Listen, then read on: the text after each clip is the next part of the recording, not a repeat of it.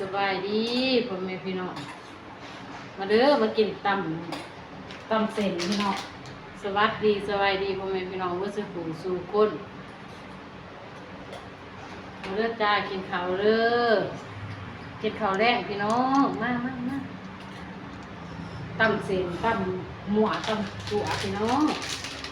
มาเด้อกินข้าวเด้อ FC ว่าสุขสู่คน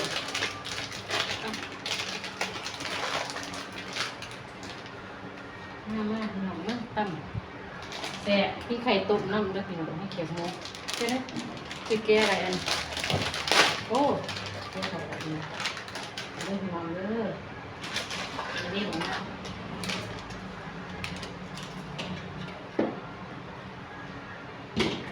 โอ้ยไข่แต่กินโอเดน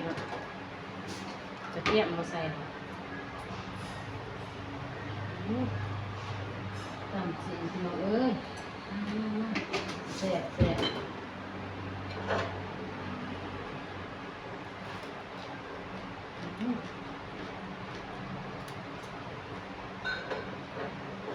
บบนี้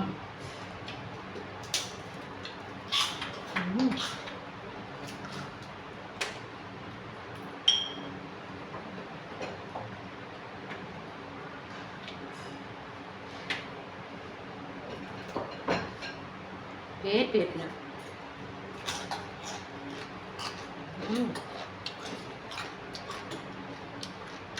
จะเป็นโต๊ะกึ่งพี่น้อง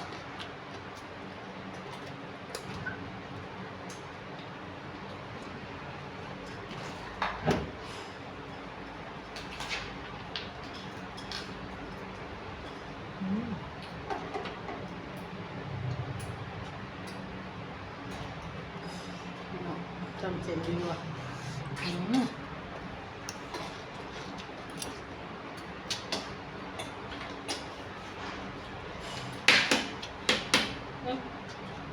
คงเป็นยังไงวะผิวไปเลย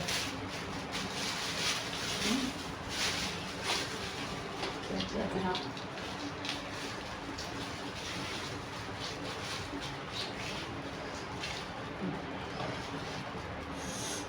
ไข่ตกนะพี่น้อง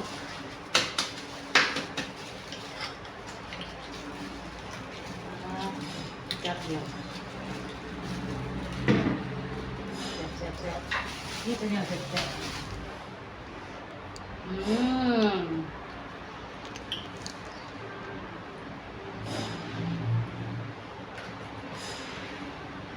ปลาสุกจับยวนพี่น้อง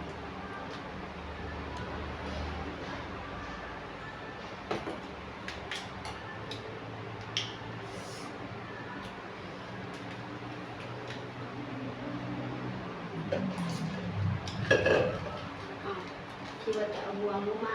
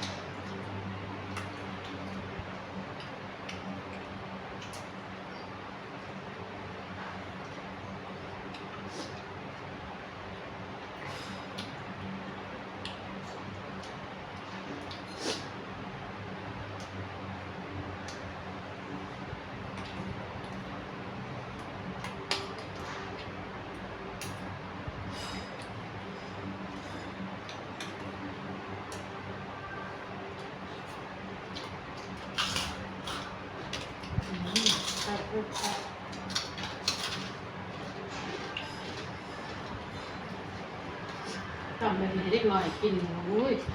ก็จะหายเป็นเซ่อยู่แล้วก็เป็นเผ็ด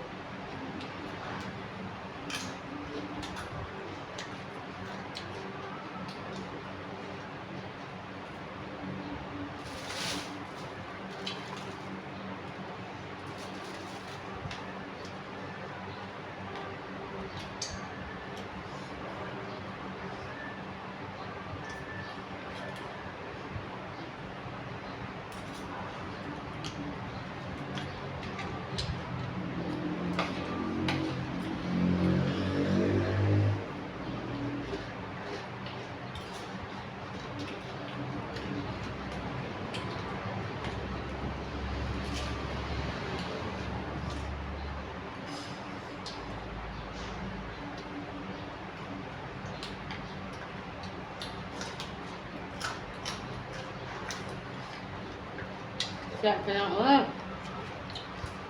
ผิวขาว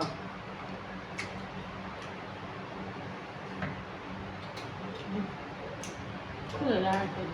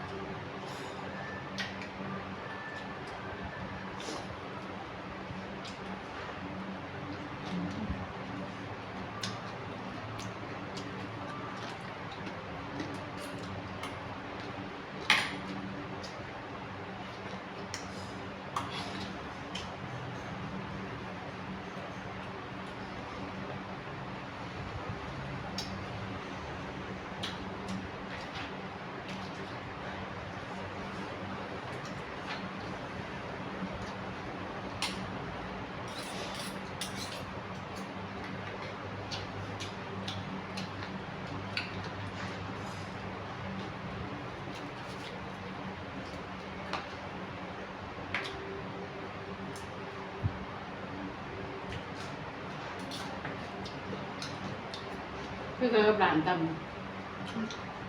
หลานตำมัน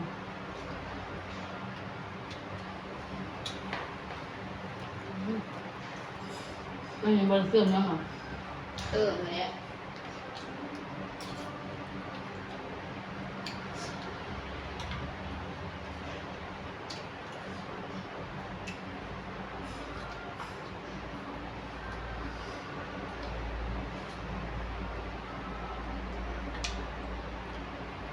โอ้ยแซ่บๆพี่น้องตำเสร็จเนาะ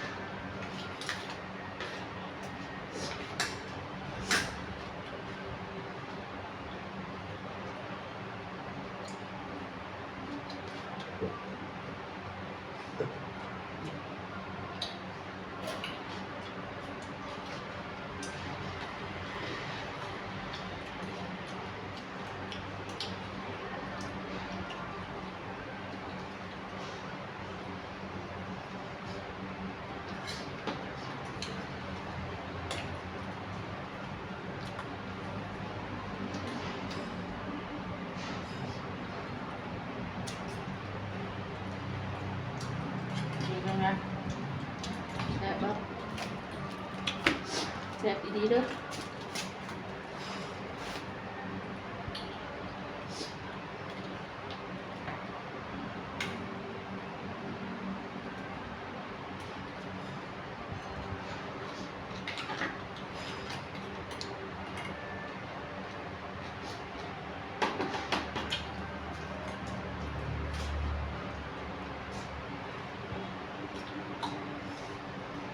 ได้เติมไปเรื่อย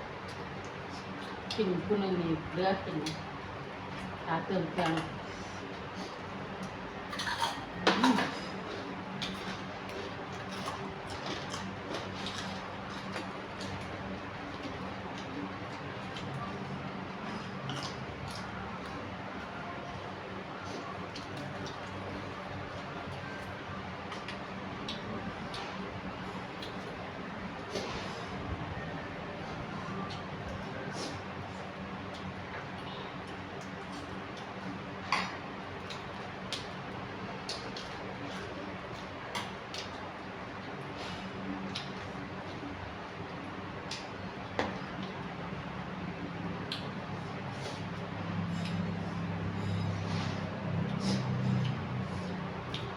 หนักคำโบราณมีสิ่งนี้เอาตัวนี้เนาะหรือว่าใส่น้ำหน่อยว่าบริเติมบ่เข้มข้นแล้ว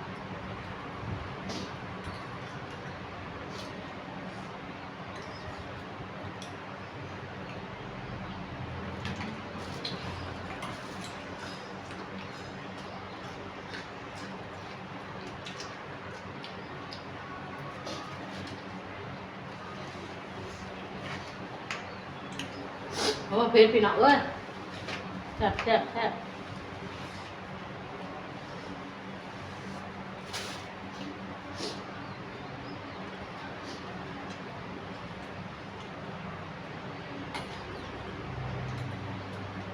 กินแป้งข้าวเพชรเลยพี่น้องไม่ครบทุก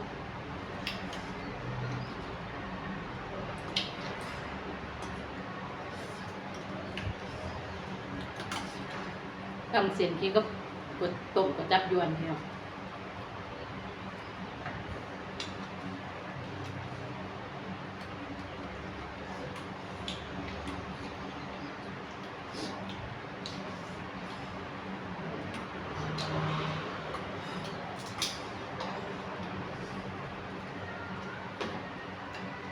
เดือนหน้าก็กลับบ้านนะพี่น้องกลับประเด็นสงกรานต์นะพี่น้องเนาะ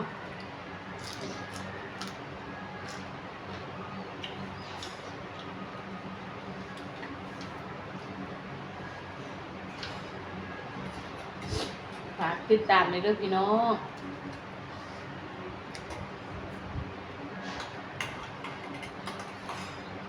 ฝากติดตามคลิปตอนกลับบ้านนะพี่น้องเนาะเดือนหน้าสงกรานต์กลับบ้านพี่น้องเด้อกลับไปเที่ยวจักอาทิตย์หนึ่งอาทิตย์กว่าพี่น้องแล้วมันก็สิมีคลิปอยู่บ้านให้เบิ่งเนาะพี่น้องเนาะชีวิตบ้านนอกเขาเนาะ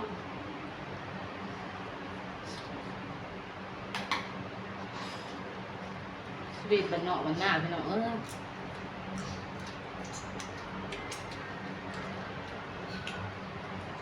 กลับมาเดินบ้านเดินเมืองสงกรานต์นะพี่น้องเนาะบ่ได้เมื่อแต่โควิดพี่น้องติดโควิดเมื่อบ่ได้อยู่ดีมีแห้งปีนว่าสิเมื่อยามบ้านในเมืองบ่เด่นจะเด็กจังหน่อยพี่น้อง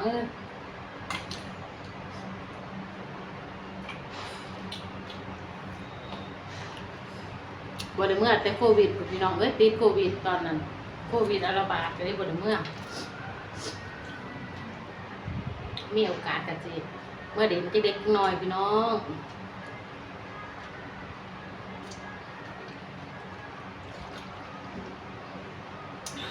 พอหาแม่ก็แก่เฒ่าแล้วเมื่อเด่น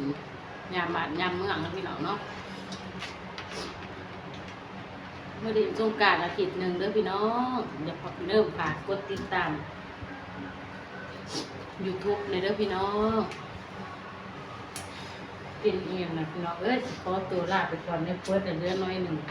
ฝากกดติดตามในเด้อพี่น้องคนแรกเดี๋ยวสิ